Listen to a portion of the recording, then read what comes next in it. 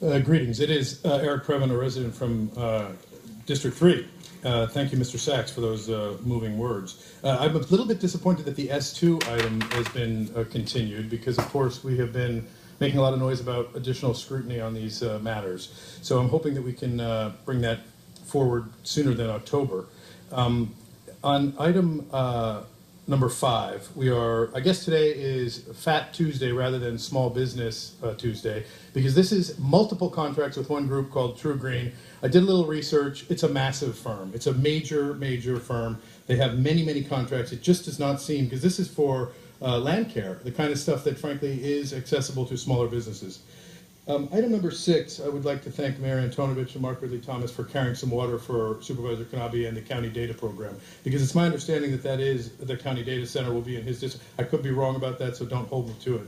Item number 7 is an interesting one. This one has to do with increasing the opportunity to get a reward for sex offenders, which is obviously consistent with what we would like to do to try to catch those characters. I was thinking we might want to, in fact, expand, since we're adjusting the law, to include other kinds of violations that you think would be appropriate to have rewards for. I thought of one, which is very simple, which is that anybody who tries to steal from the public in any way, on either side of the aisle, public or employee, if we had a reward for that, we would catch a lot of rats, I'm just saying.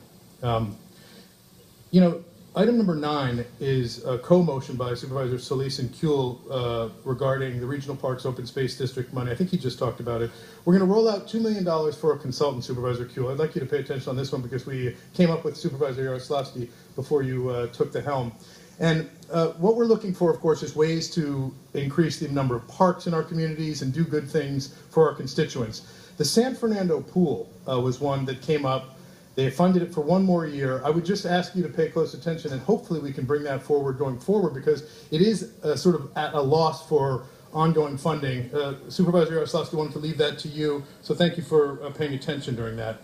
And item number 18 caught my attention because, of course, it is a rainy day fund, and we're going to spend an extra $20 million. $50 million goes into the rainy day fund, but then 20 is going to be specifically earmarked for the biggest problem we have, which is the mental health and the incarceration piece and where they meet. So thank you for that. It is raining poverty out there, though, sir. And that is one of the concerns that we are, of course, experiencing.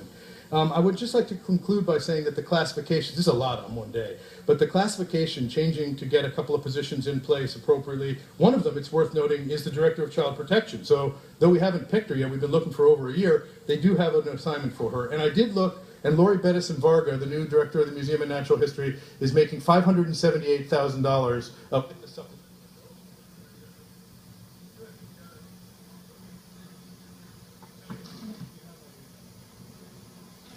We have a motion. Okay.